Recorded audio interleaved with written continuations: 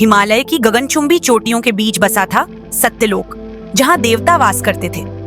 वहीं दूसरी ओर समुद्र के गर्त में स्थित था पाताल लोक, जहां असुरों की सत्ता थी।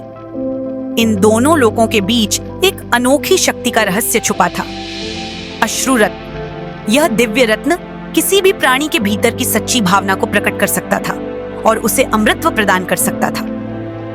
एक दिन देवताओं के गुरु बृहस्पति ने देवराज इंद्र को इस रत्न का उल्लेख किया। देवराज, यदि यह रत्न असुरों के हाथ लगा तो वे अमर हो जाएंगे। हमें इसे शीघ्र ही खोजना होगा, बृहस्पति बोले। इंद्र चिंतित हो गए, किंतु हमें यह पता कैसे चलेगा कि यह रत्न कहाँ छुपा है? गुरु बृहस्पति ने उत्तर दिया, किंवदंती है कि यह रत्न केवल उसी को प्राप्त हो सकता है जो सच्चे हृदय से दूसरों की भलाई चाहता हो। इंद्र ने अपने श्रेष्ठ सेनापति अर्जुन देव और वायुदेव के पुत्र पवन नंदन को बुलाया। तुम दोनों को पृथ्वी पर जाकर इस दिव्य रत्न को ढूंढना होगा, इंद्र ने आदेश दिया। उधर पाताल लोक में राक्षस राज बलार्क को भी इस रत्न का पता लग चुका था। वह अपनी सभा में अपने सेनापति रक्तकेतु से बोला, यदि यह रत्न हमारे पास आ गया तो कोई भी हमें पराजित नहीं कर सकेगा। हम देवताओं से भी अधिक शक्तिशाली बन जाएंगे। रक्तकेतु ने मुस्कुराकर कहा, महाराज, हमें इस खोज में लग जाना चाहिए। इंद्र के योद्धा अर्जुन देव और पवन नंदन जब पृथ्वी पर पहुंचे तो उन्होंने देखा कि मानसरोवर के पास एक गुफा से दिव्य प्रकाश निकल रहा था। यह संकेत था कि रत्न वहीं था। किंतु तभी आकाश में घनघोर गर्जना हुई। रक्तकेतु और असुर सेना वहां आ पहुंचे। रक्तकेतु गर्जा, अरे देवताओं के दासों, यह रत्न हमारा है, हट जाओ हमारे मार्ग से। अर्जुन देव ने तलवार खींचते हुए कहा, यह रत्न केवल सच्चे हृदय वालों को मिलता है, न कि अहंकारी असुरों को। युद्ध छिड़ गया।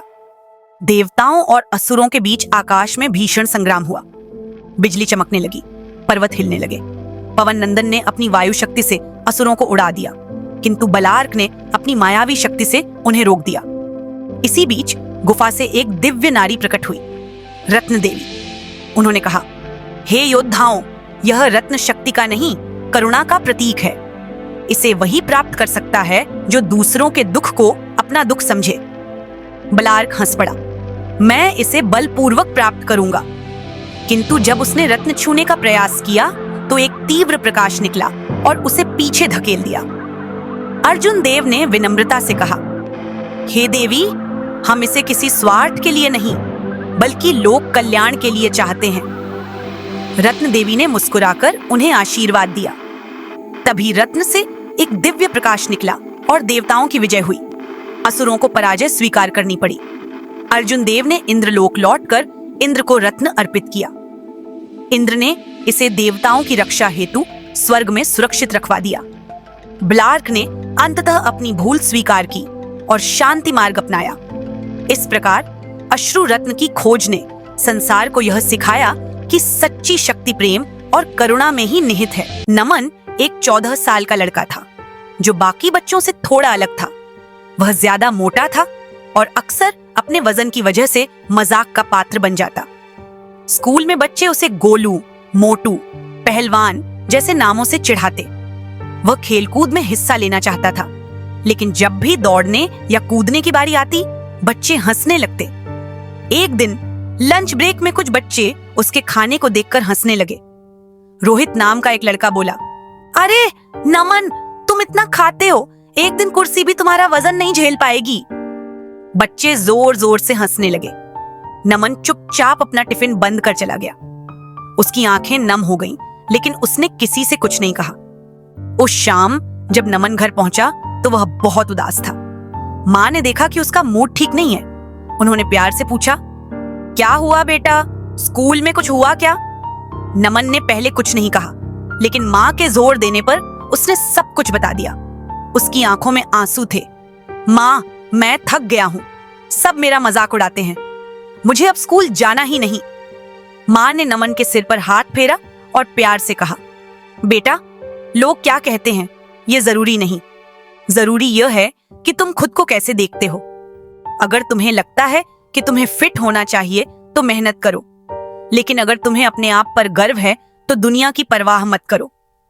उनकी बातों ने नमन के दिल को छू लिया।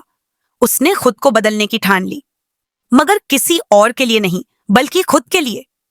अगले दिन से ही नमन ने बदलाव की शुरुआत कर दी। उसने जंक फूड छोड़ दिया, हर सुबह दौड़ने लगा और हल्का फुल्का व्यायाम करने लगा। शुरुआत में यह उसके लिए बहुत मुश्किल था। कुछ दिनों बाद जब उसने स्कूल में पीटी क्लास में दौड़ने की कोशिश की तो रोहित फिर हंसते हुए बोला, अबे मोटू, इतनी मेहनत मत कर, तुम्हारे बस का नहीं।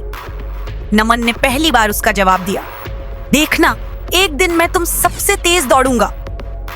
रोहित हंसते हुए चला गया, लेकिन नमन के दिल में एक आग जल चुकी थी। उसने दोगुनी मेहनत करनी शुरू कर दी। महीनों की मेहनत के बाद नमन पहले से ज्यादा फिट हो गया। वह तेज दौड़ने लगा, ज्यादा एक्टिव हो गया और उसकी आत्मविश्वास भी बढ़ गया। सालाना खेल प्रतियोगिता का दिन आया। पूरे स्कूल को झटका तब लगा जब नमन ने दौड़ में भाग लिया। रोहित ने उसे देखकर तंज कसा, अबे मोटू, ये तेरे बस की बात नहीं। लेकिन नमन मुस्कुराया और कहा, आज देख लेना। दौड़ शुरू हुई। शुरुआत में नमन थोड़ा पीछे था, लेकिन आखिरी लैप में उसने अपनी पूरी ताकत झोंक दी। पूरा ग्राउंड उसकी हिम्मत देख रहा था और फिर पूरा स्कूल तालियों से गूंज उठा। रोहित और बाकी बच्चे हैरान थे। उसी दिन से सबका नजरिया बदल गया। नमन अब मोटू नहीं बल्कि चैंपियन कहलाने लगा। सीख, दूसरों के कहने से खुद को मत बदलो, लेकिन अगर बदलाव से तुम खुद को बेहतर बना सकते हो तो पीछे मत हटो।